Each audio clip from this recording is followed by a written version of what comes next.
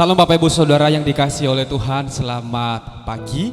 Kembali lagi di dalam ibadah secara online Bapak Ibu Saudara. Untuk Bapak Ibu yang beribadah di rumah dimanapun berada, saya percaya bahwa kasih Tuhan sedang bersama-sama dengan Bapak Ibu Saudara yang ada pada hari ini. Oleh sebab itu Bapak Ibu Saudara, mari kita mempersiapkan seluruh kehidupan kita untuk menyembah Tuhan pada hari ini, dan mempersiapkan seluruh hati kita untuk diisi oleh kebenaran firman Tuhan. Sebelum kita memulai ibadah kita, mari kita terlebih dahulu berdoa dan bersyukur karena kasih setia Tuhan. Mari kita berdoa. Bapa di dalam surga, kami sungguh mengucap syukur buat kasih dan penyertaan-Mu, kemurahan dan perlindungan Tuhan yang sempurna atas kami. Kami boleh ada sampai saat ini oleh karena kasih setia Tuhan.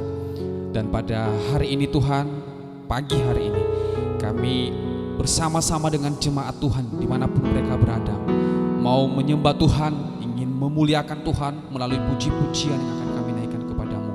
Tuhan, kami percaya, kami sungguh memahami, dan kami sungguh beriman mempercayai Tuhan bahwa Engkau hadir bersama-sama dengan kami dimanapun kami berada. Tuhan yang menjamah setiap jemaat Tuhan dimanapun mereka berada. Kami menyerahkan ibadah kami ke dalam tangan-Mu pada pagi hari ini, dari awal pertengahan sampai pada akhirnya. Kami boleh merasakan penyertaan dan kuasa Tuhan. Terpujilah Engkau, di dalam nama Yesus kami bersyukur dan berdoa. Haleluya. Amin. Mari Bapak Ibu Saudara, kita angkat pujian kita. Saya undang kita semua bangkit berdiri bersama-sama. Mari kita terus memuji nama Tuhan, sebab Dia adalah Allah yang benar, Allah yang perkasa, Allah yang kuat, yang senantiasa bersama-sama dengan kita. Haleluya.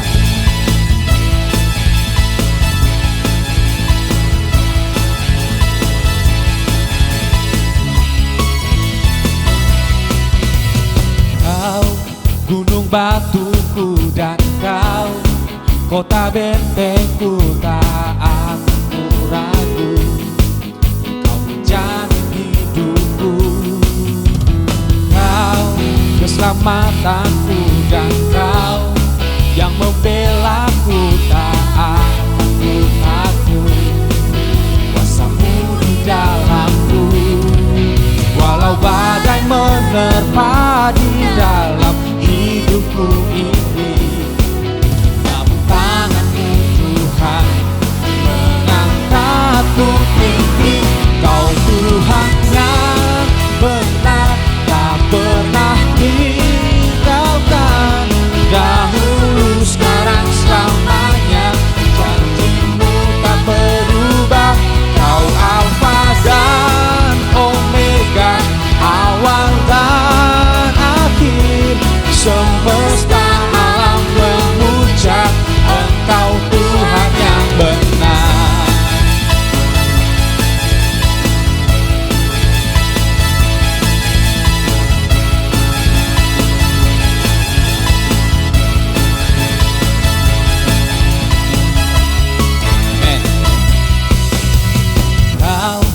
Gunung batuku dan Kau kota bentengku, tak akan ku ragu.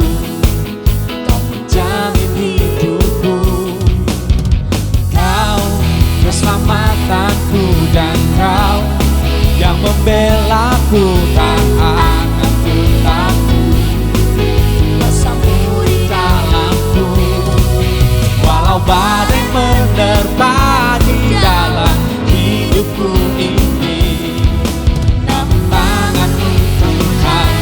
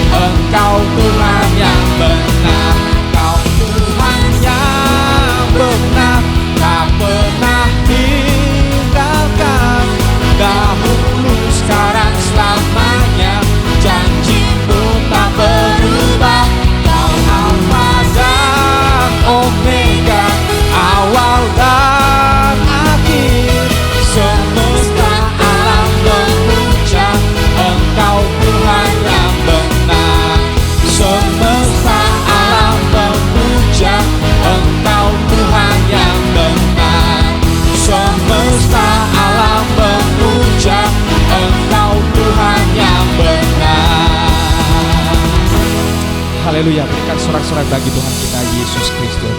Silakan duduk kembali Bapak Ibu Saudara. Haleluya. Mari kita terus menyembah Tuhan. Dia adalah Allah yang sungguh indah. Engkau adalah Allah yang termulia.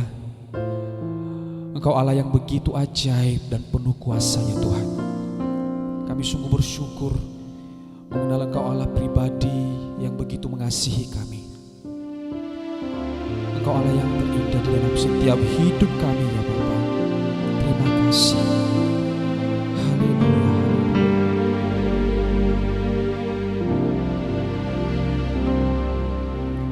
Kau yang terindah di dalam hidup ini, tiada Allah Tuhan yang seperti Engkau, besar perkasa penuh kemuliaan. Kau yang termanis di dalam hidup ini, ku cinta Kau lebih dari segalanya. Besar kasih setiamu kepadaku, ku sembah Kau ya Allahku. Ku tinggikan namamu selalu, tiada lutut tak bertelut menyembah Yesus Tuhan Rajaku. Ku sembah Kau ya Allahku. Ku tinggikan namamu selalu, semua lidah kan mengaku Engkaulah Yesus Tuhan Rajaku.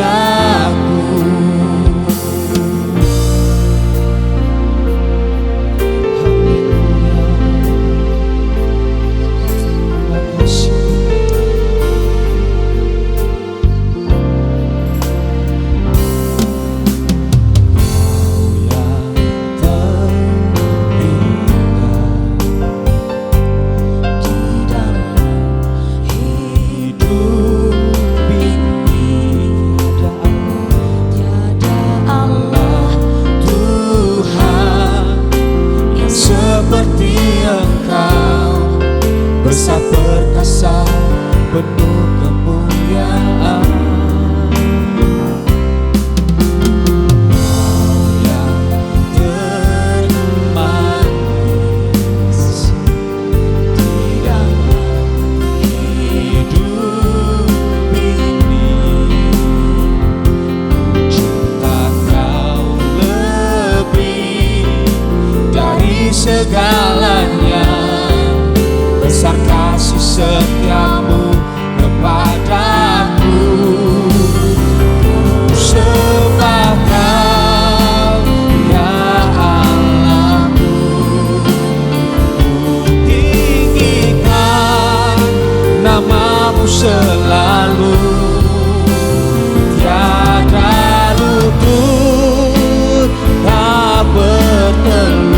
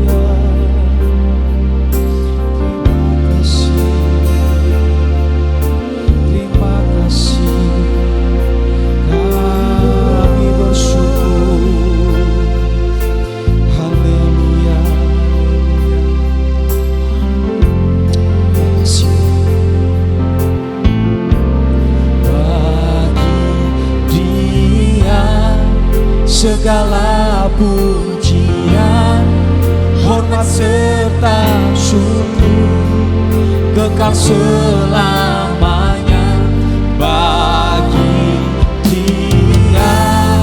Segala pujian, hormat serta syukur selama-lamanya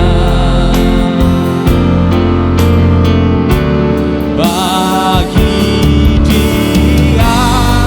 Segala pujian, hormat serta syukur kekal selamanya bagi Dia.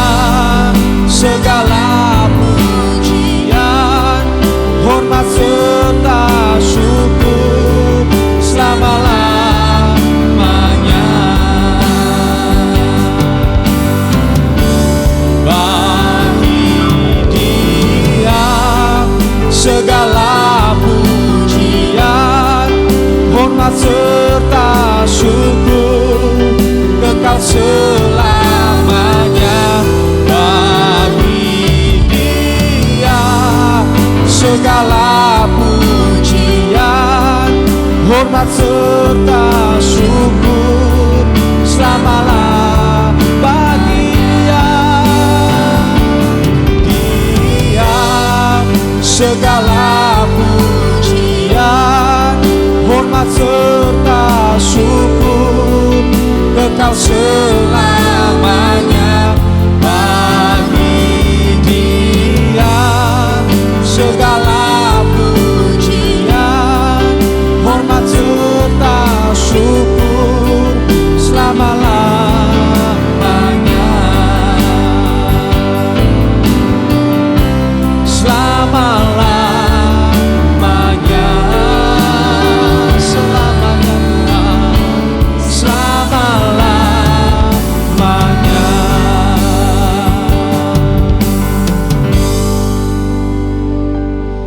Sekali lagi kami mengucap syukur untuk kebaikan-Mu di dalam kehidupan kami ya Tuhan.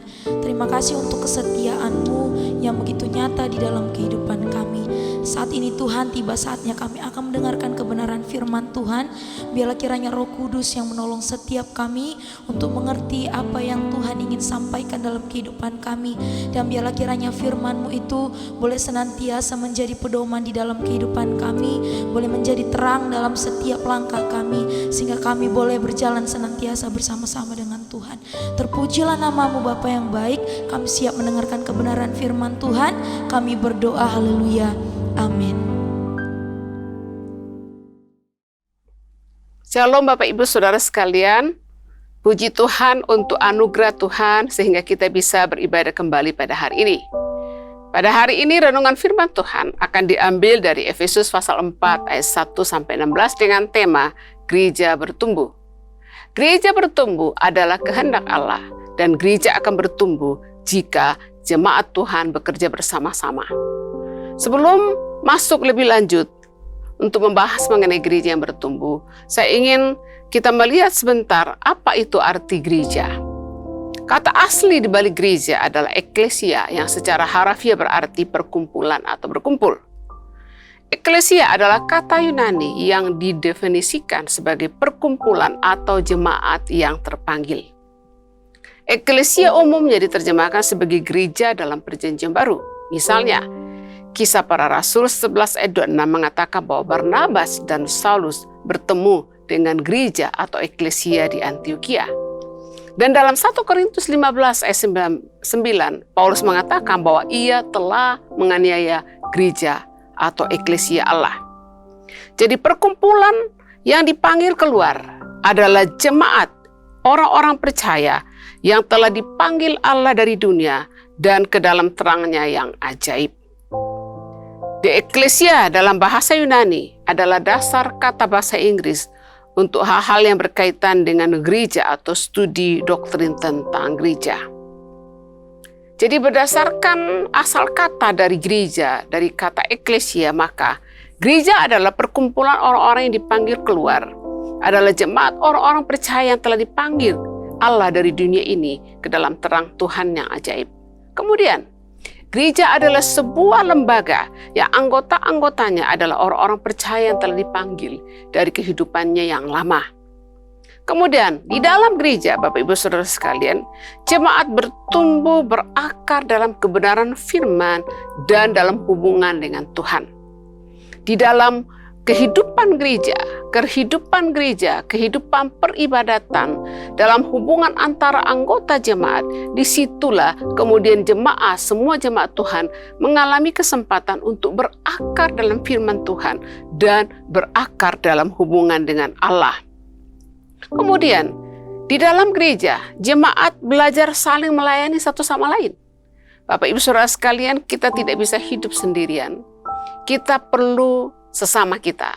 Kita perlu ditolong dan kita juga perlu memberi pertolongan kepada orang-orang di sekitar kita. Dan di dalam gereja lah, jemaat belajar saling melayani satu sama lain. Kemudian, gereja adalah lembaga yang dipilih oleh Allah untuk pergi beritakan Injil, mengajar, dan membaptis. Amanat agung yang diberitakan oleh Yesus sebelum dia terangkat ke surga.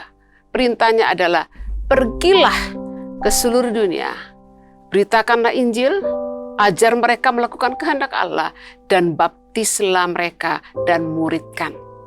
Jadi Bapak Ibu Saudara sekalian, gereja adalah lembaga yang dipilih oleh Allah untuk mengemban amanat agung, yaitu pergi, beritakan Injil, mengajar, memuridkan, dan membaptis. Kemudian, gereja diberikan kuasa oleh kuasa Roh Kudus dan karunia-karunia Roh untuk memperlengkapi mereka dalam pemberitaan Injil. Jadi, amanat agung, ada perintah untuk pergi memberitakan Injil. Dan perintah untuk pergi memberitakan Injil, amanat agung ini harus dilaksanakan oleh gereja. Gerejalah, umat Tuhanlah yang menjadi pelaksana dalam amanat agung. Dan kepada gereja, kepada umat Tuhan, Roh Kudus memperlengkapi, Roh Kudus mengurapi dengan kuasa Roh Kudus, dan Roh Kudus juga memberikan karunia-karunia Roh untuk memperlengkapi gereja Tuhan untuk pemberitaan Injil. Nah, gereja yang bertumbuh itu adalah kehendak Allah. Dan gereja yang bertumbuh itu melibatkan seluruh umat Tuhan.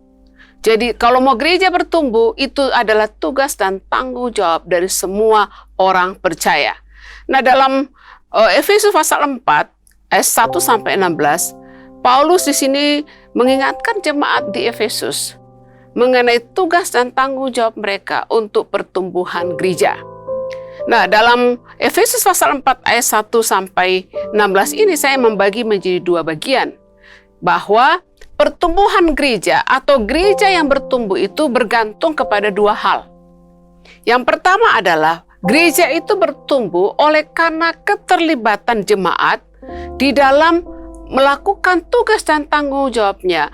Waktu jemaat berpadanan dengan panggilan Allah, mereka waktu bertumbuh dalam Tuhan, memiliki karakter-karakter seperti Kristus, memiliki karakter-karakter seperti yang difirmankan oleh Tuhan, maka jemaat tersebut akan menolong gereja untuk mengalami pertumbuhan.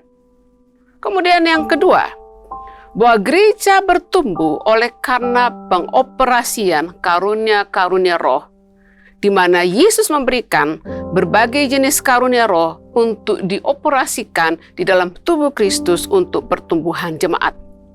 Nah, yang pertama-tama pada hari ini, jemaat yang bertumbuh, gereja itu akan bertumbuh jika jemaatnya terlibat, jemaatnya bekerja bersama-sama, semua anggota jemaat memberikan diri mereka, semua anggota jemaat terlibat aktif. Kalau semua anggota jemaat terlibat aktif, maka gereja itu akan bertumbuh. Dan Paulus di sini dalam Efesus pasal 4 mulai ayat 1 di situ, Paulus memberikan memberikan nasihat. Paulus menasehatkan jemaat di Efesus supaya mereka hidup berpadanan dengan panggilan mereka, hidup sebagai orang-orang Kristen yang dewasa, hidup sebagai orang-orang Kristen yang bertumbuh. Dalam Efesus pasal 4 saya akan baca ayat 1-6. Nasihat Paulus begini, hiduplah sebagai orang-orang yang telah dipanggil berpadanan dengan panggilan itu. hendaklah kamu selalu rendah hati, lemah lembut, dan sabar. Tunjukkanlah kasihmu dalam hal saling membantu, dan berusahalah memelihara kesatuan roh oleh ikatan damai sejahtera, satu tubuh dan satu roh, sebagaimana kamu telah dipanggil kepada satu pengharapan yang terkandung dalam panggilanmu. Satu Tuhan, satu iman, satu baptisan, satu Allah, dan Bapa dari semua, Allah yang ada di atas semua, dan oleh semua, dan di dalam semua. Jadi gereja yang bertumbuh itu oleh karena keterlibatan anggota jemaat. Bagaimana cara anggota jemaat untuk terlibat supaya pertumbuhan gereja ini bisa terjadi? Jemaat Kristus, jemaat Tuhan harus memiliki karakter sebagai seorang yang bertumbuh menjadi dewasa. Bapak Ibu Saudara sekalian, kedewasaan rohani jemaat Tuhan itu tidak ditentukan oleh seberapa lama dia menjadi orang Kristen. Kedewasaan rohani dari jemaat Tuhan itu ditentukan sejauh mana jemaat Tuhan itu menerima firman Tuhan dan mengizinkan firman Tuhan itu bertumbuh dalam hidupnya. Jemaat Tuhan akan bertumbuh, karakternya akan diubahkan serupa dengan Kristus jika jemaat itu rela memikul salibnya, rela berjuang, rela bekerja keras, mematikan keinginan-keinginan daging, dan mengizinkan kemudian kehidupannya itu dipimpin oleh Roh Allah dan berjuang dengan berusaha untuk bertumbuh, berakar dalam Tuhan dan menaati firman-Nya. Jadi jemaat yang bertumbuh, ciri dari jemaat yang bertumbuh itu yang dikatakan Paulus dalam Efesus 4 ayat 1-6. Ciri orang yang bertumbuh atau karakter orang yang bertumbuh, karakter jemaat Tuhan yang bertumbuh itu adalah apa? Dia adalah orang yang rendah hati. Yang kedua, dia ada orang yang lemah lembut. Ketiga, dia adalah orang yang sabar. Kemudian keempat, menunjukkan kasih dalam hal saling membantu. Kemudian, berusaha memelihara kesatuan roh. Satu pengharapan, satu Tuhan, satu iman, satu baptisan, dan satu Allah. Bapak Ibu Saudara sekalian, jika seluruh anggota jemaat Tuhan kemudian berjuang dengan pertolongan Roh Kudus, supaya kemudian menjadi jemaat yang rendah hati, jemaat yang lemah lembut, jemaat yang sabar, jemaat yang menunjukkan kasih dalam hal saling membantu dan berjuang, bekerja keras, berusaha untuk memelihara kesatuan roh. Satu Allah, kita punya satu Allah, kita punya satu Tuhan, kita punya satu iman dan satu pengharapan dalam Kristus. Dan kiranya waktu melihat bahwa kita menyembah satu Allah, kita punya satu iman kepada Tuhan Yesus Kristus, memiliki satu pengharapan, maka kita akan berjuang untuk memelihara kesatuan roh di dalam jemaat. Mengapa Rasul Paulus memberikan nasihat agar jemaat itu harus hidup sesuai dengan panggilannya? Yaitu rendah hati, lemah lembut, sabar, tunjukkan kasih dalam hal saling membantu, berusaha memelihara kesatuan roh. Mengapa Paulus memerintahkan atau memberi nasihat kepada jemaat di Efesus untuk hidup sesuai dengan panggilannya, memiliki karakter sebagai jemaat yang bertumbuh dewasa? Yang pertama-tama adalah, jika jemaat itu memiliki karakter yang seperti itu, yaitu rendah hati, lemah lembut, sabar, dan sebagainya, itu adalah bukti bahwa jemaat tersebut bertumbuh. Bapak Ibu Saudara sekalian, dalam gereja, apakah gereja itu jumlah jemaatnya banyak, mungkin ribuan, 500 atau puluhan? Anggota jemaat ini berasal dari latar belakang suku yang berbeda, budaya yang berbeda, bahasa, dan juga kepribadian yang berbeda-beda. Dan kemudian disatukan di dalam satu gereja.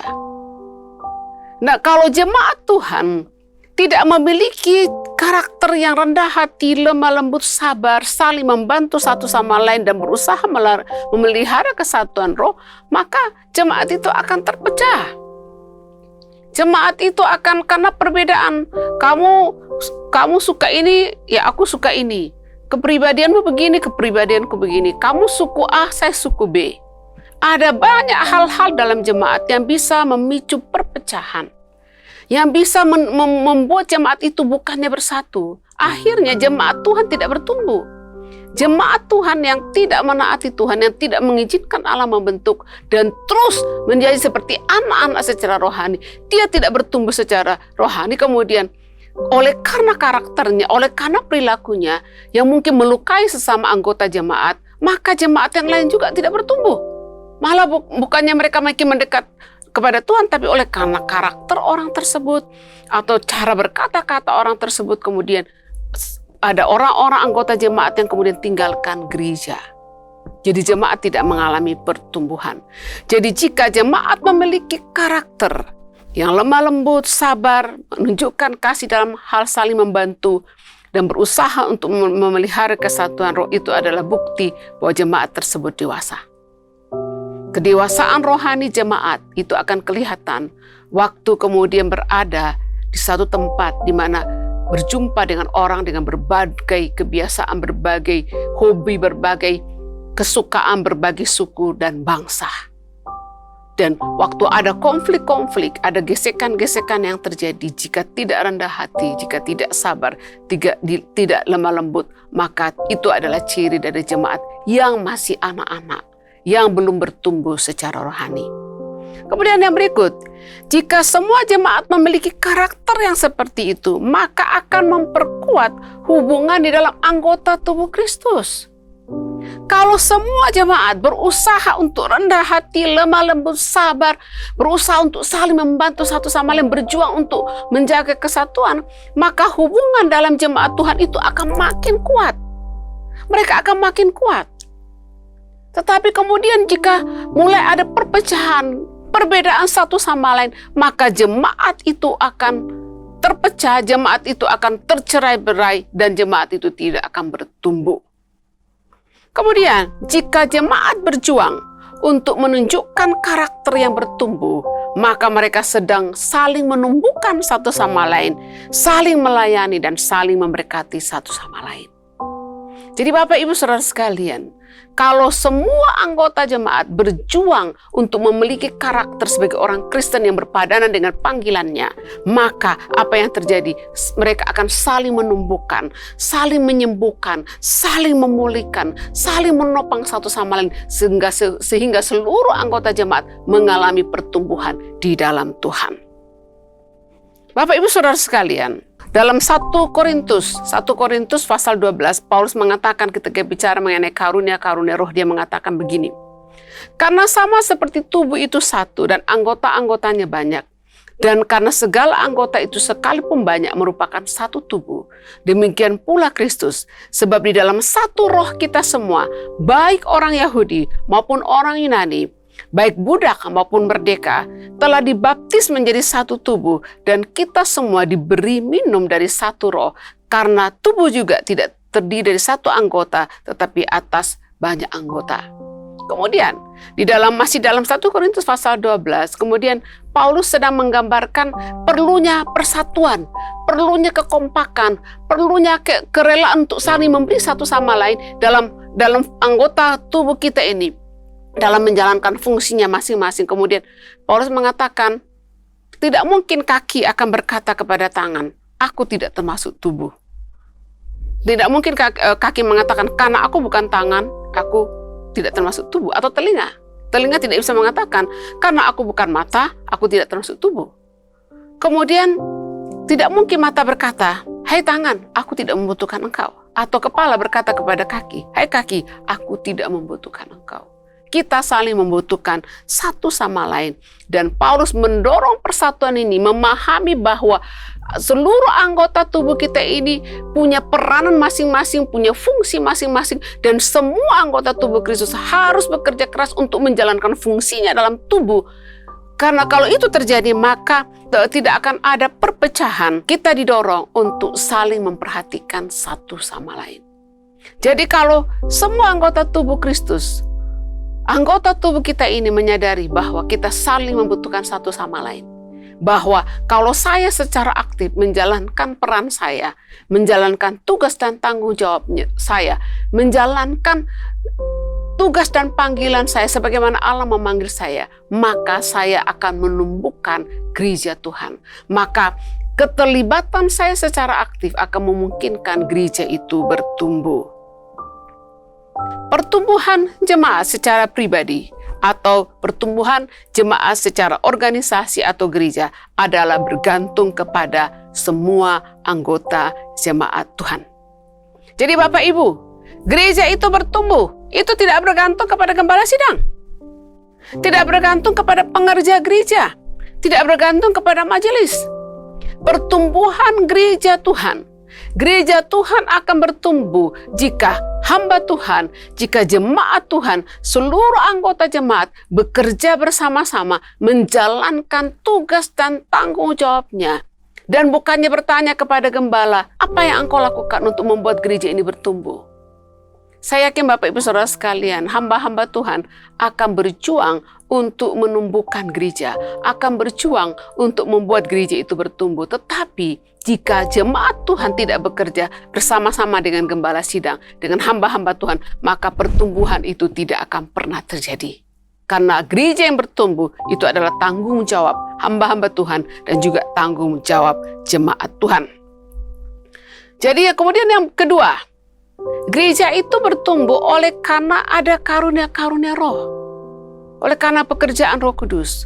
Kalau yang bagian yang pertama, gereja yang bertumbuh itu terjadi jika seluruh anggota jemaat bertumbuh melakukan hal-hal yang seharusnya dilakukan, menaati firman Tuhan, hidup sesuai dengan panggilannya, maka jemaat itu akan bertumbuh. Tetapi pertumbuhan gereja juga, gereja itu akan bertumbuh, itu bergantung kepada pekerjaan Roh Kudus. Tetapi pekerjaan Roh Kudus ini melibatkan juga hamba-hamba Tuhan dan melibatkan jemaat Tuhan. Pekerjaan Roh Kudus ini dalam hal menumbuhkan gereja itu terjadi jika ada karunia-karunia roh yang dioperasikan di dalam gereja. Dan Tuhan Yesus yang memberikan karunia-karunia roh yang harus dioperasikan di dalam gereja untuk pertumbuhan jemaat Tuhan. Nah, dalam Efesus pasal 4 ayat 7, 11 dan sampai 16 saya akan bacakan dengan cepat. Tetapi kepada kita masing-masing telah dianugerahkan kasih menurut ukuran pemberian Kristus. Dan ialah yang memberikan baik rasul-rasul maupun nabi-nabi, baik pemberita-pemberita Injil maupun gembala-gembala dan pengajar, untuk memperlengkapi orang-orang kudus bagi pekerjaan pelayanan, bagi pembangunan tubuh Kristus. Sampai kita semua telah mencapai kesatuan iman dan pengetahuan yang benar tentang Allah, kedewasaan penuh dan tingkat pertumbuhan yang sesuai dengan kepenuhan Kristus. Sehingga kita bukan lagi anak-anak yang diombang-ambingkan oleh rupa-rupa angin pengajaran, oleh permainan palsu manusia dalam kelicikan mereka yang menyesatkan, tetapi dengan teguh berpegang kepada kebenaran dalam kasih kita bertumbuh ke dalam segala hal ke arah Dia, Kristus yang adalah kepala. Gereja bertumbuh. Gereja bertumbuh karena pengoperasian karunia-karunia roh. Dan Yesus yang memberikan karunia-karunia roh untuk dioperasikan untuk pertumbuhan jemaat. Dan berkaitan dengan pemberian karunia-karunia roh kepada gereja Tuhan, ada hal-hal yang akan terjadi ketika karunia-karunia roh diberikan kepada gereja Tuhan. Yang pertama-tama, kebenaran yang kita bisa lihat dalam Efesus 4 pasal 4 ayat 7 sampai 16. Karunia-karunia roh diberikan oleh Tuhan Yesus kepada gereja. Apa saja karunia-karunia roh itu? Rasul, nabi, pemberita Injil, gembala, dan pengajar. Kemudian apa tugas? Apa tugas dari rasul, nabi, pemberita Injil, gembala, dan pengajar? Tugas mereka adalah memperlengkapi orang-orang kudus bagi pekerjaan pelayanan untuk pembangunan tubuh Kristus. Jadi Yesus mencurahkan Roh Kudusnya atas gereja. Yesus memberikan karunia-karunia roh kepada gereja Tuhan. Yang karunia-karunia roh yang disebutkan dalam Efesus ini adalah karunia rasul, atau kemudian karunia nabi, karunia pemberita Injil, karunia gembala, karunia pengajar, dengan tujuan, tugas mereka apa? Memperlengkapi orang-orang kudus bagi pekerjaan pelayanan untuk pembangunan tubuh Kristus. Bapak Ibu melihat di sini sekali lagi bahwa gereja bertumbuh itu adalah tanggung jawab gembala sidang, hamba-hamba Tuhan, dan segenap anggota jemaat. Gereja itu bertumbuh jika semuanya terlibat. Dan itu adalah tanggung jawab kita bersama. Karena rasul dikatakan rasul, nabi, pemberita Injil, gembala, dan pengajar. Itu tugasnya apa? Memperlengkapi orang-orang kudus bagi pekerjaan pelayanan untuk pembangunan tubuh Kristus. Jadi tugas hamba-hamba Tuhan adalah memperlengkapi jemaat Tuhan sehingga semua jemaat Tuhan akan terlibat di dalam pembangunan tubuh Kristus. Saya akan menunjukkan satu gambar bahwa gereja yang bertumbuh itu adalah tugas bersama. Di situ ada rasul, nabi, pemberita Injil, pengajar, gembala. Kemudian tugasnya adalah apa? Memperlengkapi siapa? Orang-orang kudus, memperlengkapi jemaat Tuhan. Kemudian jemaat Tuhan yang telah diperlengkapi ini, kemudian orang-orang kudus ini, apa yang terjadi? Mereka melayani. Mereka melayani. Melayani siapa? Melayani anggota tubuh Kristus. Kemudian apa hasil akhir yang diharapkan dari jemaat yang telah diperlengkapi ini yang melakukan pelayanan? Akhirnya bahwa ada jemaat Tuhan yang bertumbuh menjadi dewasa di dalam Tuhan. Jadi sekali lagi, gereja bertumbuh jika karunia-karunia roh dioperasikan. Dan pengoperasian karunia-karunia roh di sini, di mana rasul, nabi, pemberita Injil, pengajar, gembala, ini adalah 5 jabatan atau 5 karunia yang diberikan kepada hamba-hamba Tuhan yang melayani secara full time. Diberikan karunia-karunia roh ini untuk apa? Memperlengkapi. Jadi kalau saya hamba Tuhan, kalau kami hamba Tuhan memiliki karunia-karunia roh, bukan kemudian menjadi seperti aksesori bagi kami, bukan. Kalau kami memiliki karunia itu, tugas kami adalah kami memperlengkapi orang-orang kudus. Kami memperlengkapi jemaat Tuhan, kemudian jemaat Tuhan yang telah diperlengkapi ini terlibat dalam pelayanan. Terlibat dalam pelayanan, menunjukkan karakter. Seperti orang yang telah dipanggil sesuai dengan panggilannya, memiliki karakter yang rendah hati, sabar, penuh kasih, kemudian berusaha menjaga kesatuan roh, dan melakukan berbagai jenis pelayanan. Kemudian hasilnya adalah kemudian tubuh Kristus ini menjadi dewasa di dalam Tuhan. Jadi Bapak Ibu Saudara sekalian, gereja yang bertumbuh adalah gereja di mana hamba-hamba Tuhan yang telah dipanggil secara khusus memperlengkapi orang-orang kudus, memperlengkapi orang-orang kudus untuk terlibat dalam pelayanan, dan jemaat yang melayani ini kemudian akhirnya bisa menghasilkan anggota jemaat gereja yang bertumbuh menjadi gereja yang dewasa. Kemudian yang berikut Bapak Ibu Saudara sekalian, apa tujuan dari jemaat yang bertumbuh? Apa tujuan dari jemaat yang bertumbuh? Jemaat Tuhan kemudian mencapai kesatuan iman dan pengetahuan yang benar tentang Allah. Ini yang dicapai. Jadi ada rasul, nabi, gembala, pengajar, pemberita Injil. Kemudian di sini ada jemaat Tuhan yang diperlengkapi oleh hamba-hamba Tuhan ini.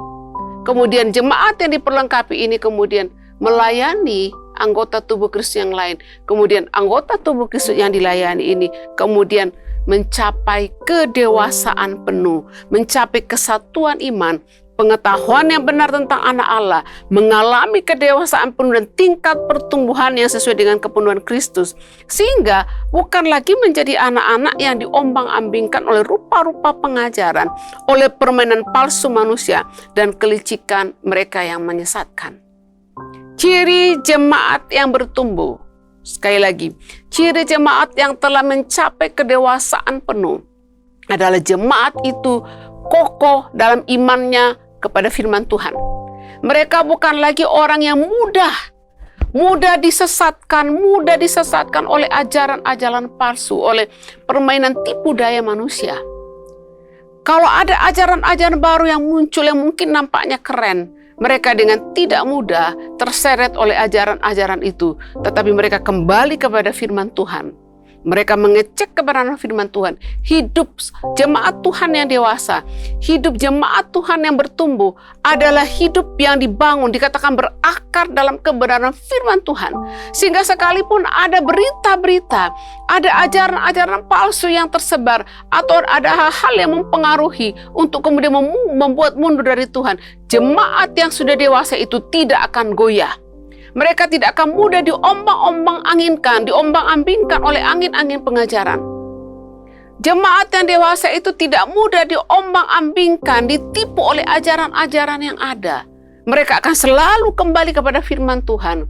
Mereka dengan mudah mendeteksi ini ajaran sesat, ini manipulasi, ini ajaran-ajaran yang tidak sesuai dengan firman Tuhan. Karena mereka telah berakar kuat di dalam kebenaran firman Tuhan.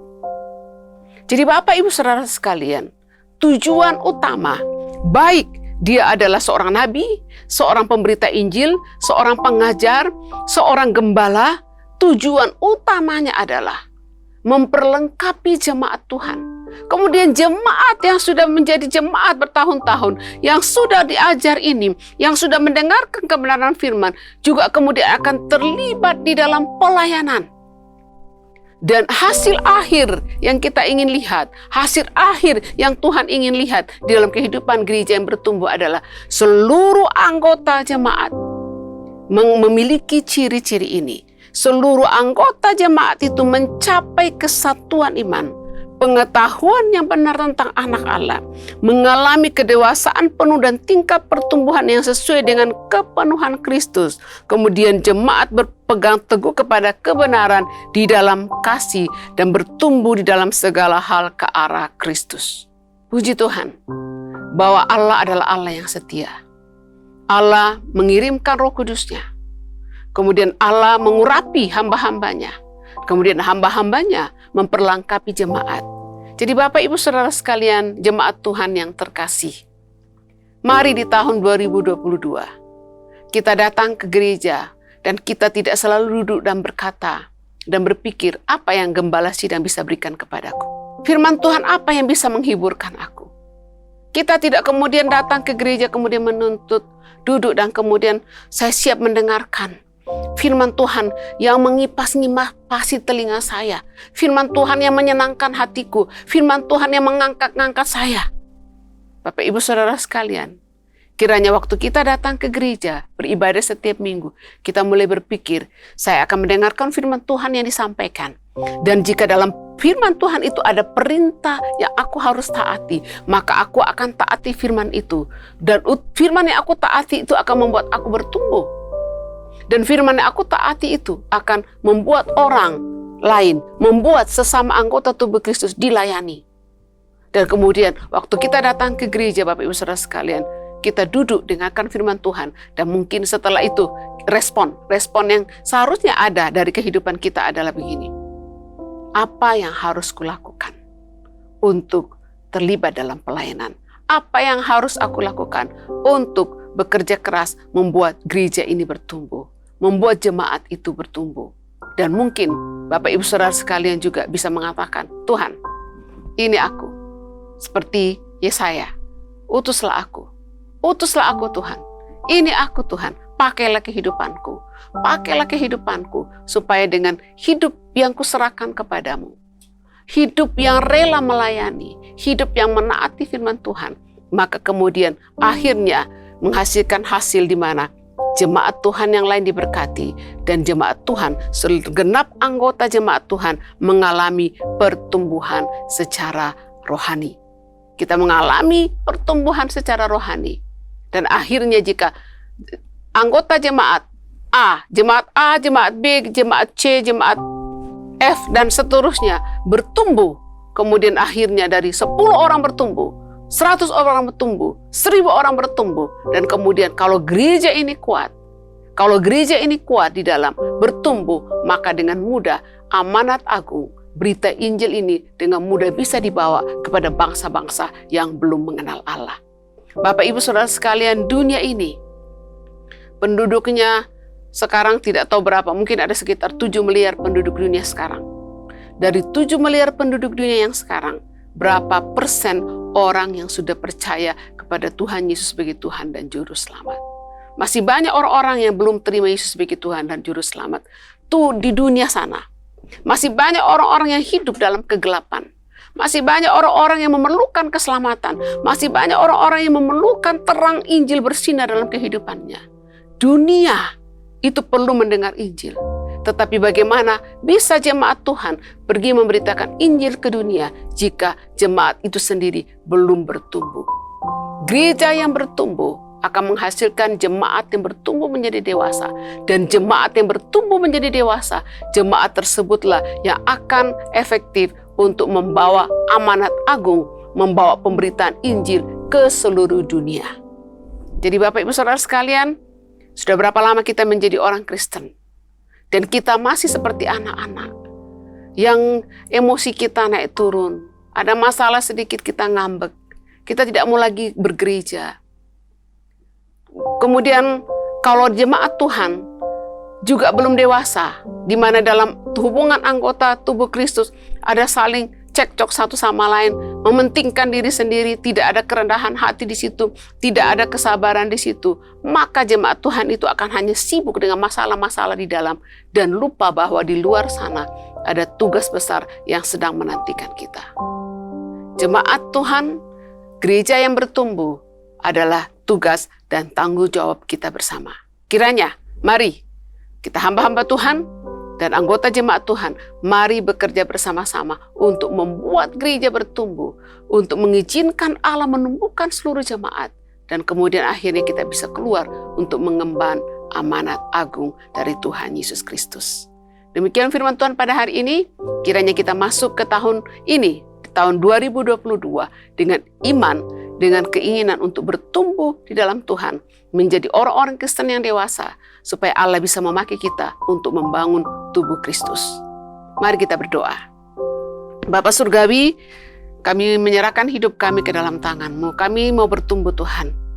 Kami percaya bahwa kami telah mendengarkan firman-Mu bertahun-tahun. Kiranya hati kami seperti tanah yang baik, sehingga setiap benih firman yang ditaburkan itu tidak mati, tapi benih firman Tuhan yang ditaburkan itu bertumbuh dan berbuah dalam kehidupan kami, sehingga Tuhan dalam kehidupan kami sebagai jemaat Tuhan nyata bahwa kami hidup berpadanan dengan panggilan kami, bahwa kami hidup sesuai dengan panggilan kami. Kami mau memiliki karakter sebagai jemaat yang dewasa, memiliki karakter yang rendah hati, sabar, saling membantu satu sama lain, dan berusaha untuk menjaga kesatuan. Dan Tuhan, kami juga berdoa Tuhan, kiranya Roh Kudus-Mu memberikan karunia-karunia kepada gereja-Mu Tuhan, memberikan karunia-karunia sebagai nabi, pemberita Injil, pengajar, gembala. Engkau memberikan ini Tuhan, dengan tujuan bahwa orang-orang yang diberikan karunia ini Tuhan akan memperlengkapi jemaat Tuhan, untuk melatih jemaat Tuhan, mengajar jemaat Tuhan, supaya jemaat Tuhan yang diajar ini kemudian melayani, melakukan pekerjaan pelayanan, sehingga tubuh Kristus, jemaat Tuhan akan mengalami pertumbuhan, mengalami kedewasaan penuh di dalam Kristus Yesus Tuhan. Terima kasih Tuhan. Kiranya Tuhan kami masuk tahun 2022 dengan iman untuk dipakai oleh Tuhan. Kiranya kami berjuang Tuhan, kiranya kami berusaha dengan segenap hati kami untuk meninggalkan manusia lama kami. Jika selama ini kami menjadi orang Kristen yang seperti anak-anak yang tidak pernah bertumbuh menjadi dewasa, Tuhan ampuni kami. Kiranya tahun 2022 menjadi tahun di mana kami secara pribadi mengalami pertumbuhan, mengalami kedewasaan rohani, memberikan diri kami untuk dilatih, memberikan diri kami untuk melayani Tuhan, supaya tubuh Kristus bisa dibangun, supaya kami bisa keluar untuk membawa amanat agung kepada dunia ini. Terima kasih Tuhan, kami bersyukur buat firman-Mu yang mengajarkan kami untuk memberikan diri kami supaya Engkau mengubahkan kami, sehingga kami mengalami pertumbuhan dan mengalami kedewasaan di dalam Engkau. Kami mengucap syukur dalam nama Yesus. Amin. Bapak Ibu Saudara sekalian, kita akan masuk dalam perjamuan kudus, dan saya memberikan kesempatan kepada Bapak Ibu untuk membagikan unsur-unsur perjamuan kudus kepada anggota keluarganya. Silakan.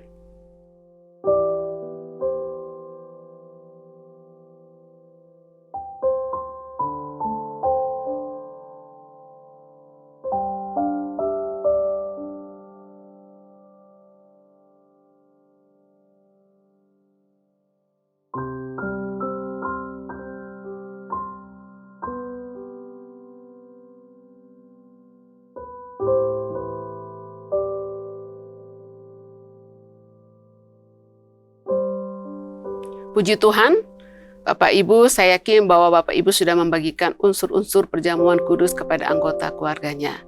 Sebelum kita masuk ke dalam perjamuan kudus, izinkan saya sekali lagi memberikan penjelasan mengenai mengapa kita melakukan perjamuan kudus.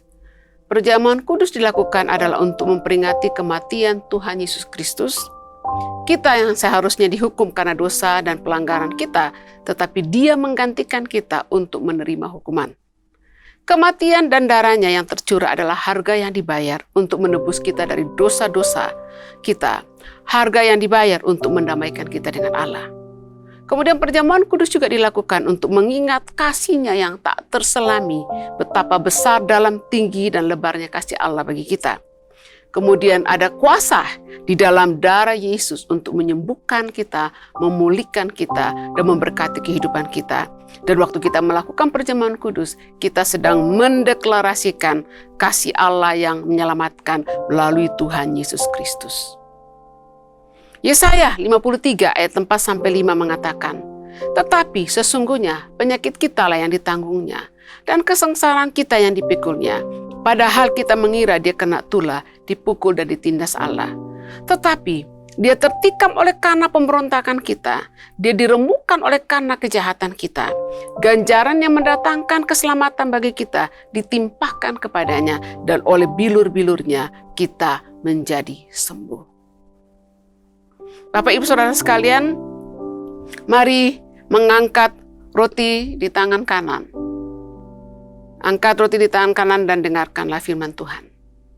Sebab apa yang telah kuteruskan kepadamu, telah aku terima dari Tuhan, yaitu bahwa Tuhan Yesus pada malam waktu Ia diserahkan, mengambil roti, dan sesudah itu Ia mengucap syukur atasnya. Ia memecah-mecahkannya dan berkata, inilah tubuhku yang diserahkan bagi kamu, perbuatlah ini menjadi peringatan akan aku.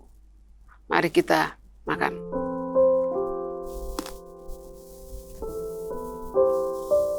Bapak Ibu, mari mengangkat cawan di tangan kanan dan dengarkan firman Tuhan.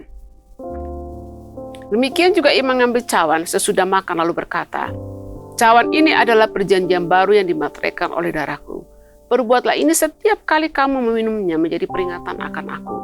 Sebab setiap kali kamu makan roti ini dan minum cawan ini, kamu memberitakan kematian Tuhan sampai Ia datang. Mari kita minum.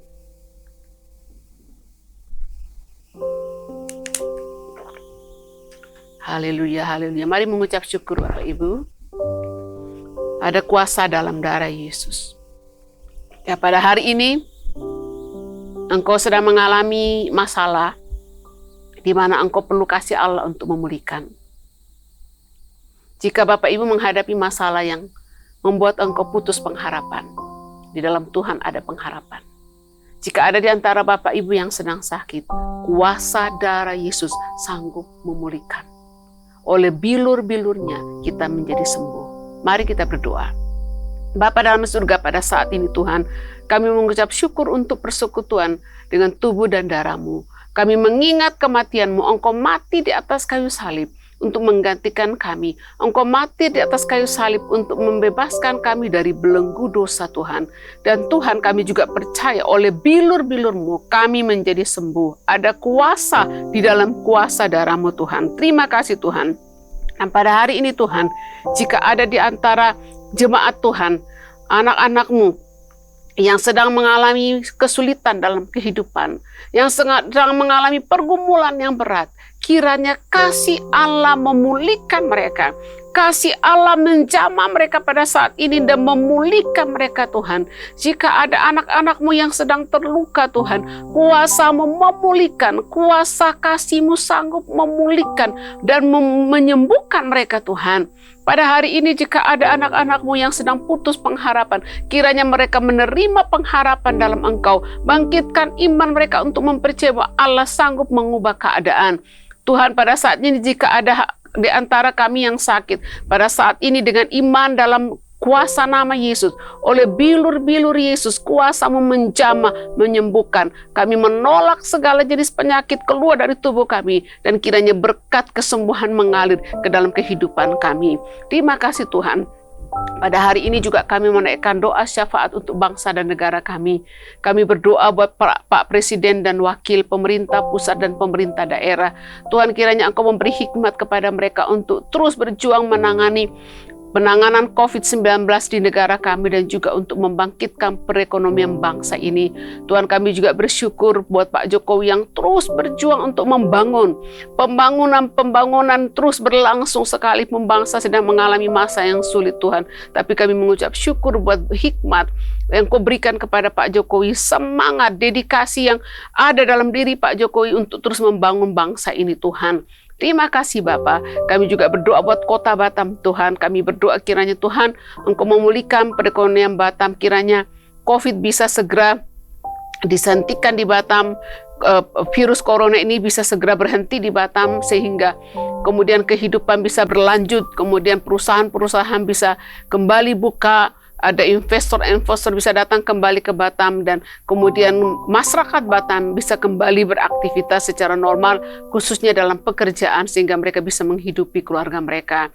Tuhan, kami berdoa buat Pak Wali Kota, Tuhan, Wali Kota Batam, Engkau memberkati, memberikan hikmat kepada beliau. Kami juga berdoa untuk Gubernur Kepulauan Riau, Tuhan, kiranya berkat-Mu ada di atas kehidupannya, memberikan hikmat untuk membangun Kepulauan Riau, Tuhan. Terima kasih Bapa. Pada hari ini juga kami berdoa memberkati SDT Injil Bakti Caraka, memberkati dosen mahasiswa dan semua program-program yang ada, memberkati GSC Abetesna Ministry, memberkati GSC Anugerah Ministry, dan memberkati semua umat-Mu yang sedang mengikuti ibadah pada hari ini. Terima kasih Tuhan, Engkau adalah Allah yang hidup, Engkau terus melakukan mujizat, Engkau terus mencurahkan berkat-berkat-Mu atas kehidupan kami Tuhan. Terima kasih Tuhan bahwa Engkau terus aktif bekerja dalam kehidupan kami, di dalam gereja-Mu ya Tuhan. Terima kasih Bapa.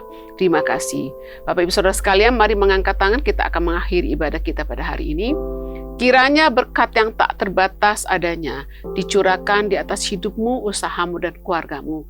Kiranya kasih sayang dari Tuhan Yesus Kristus senantiasa memelihara engkau. Dan kiranya penyertaan Roh Kudus, Roh yang Maha Hadir, menyertai kita sekalian hari ini sampai selama-lamanya. Amin. Tuhan memberkati Bapak Ibu. Selamat hari Minggu. Shalom. Bapak Ibu Saudara yang dikasihi oleh Tuhan, ibadah kita telah selesai. Oleh sebab itu mari kita angkat pujian kita. Maka jiwaku pun memuji-Mu, sungguh besar Kau Allahku.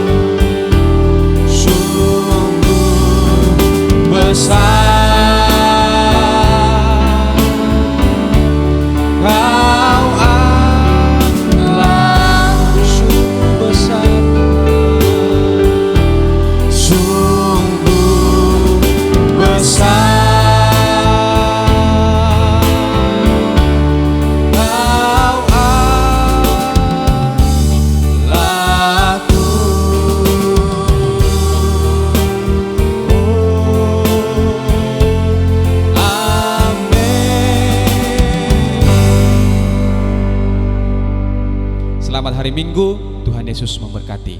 Salam.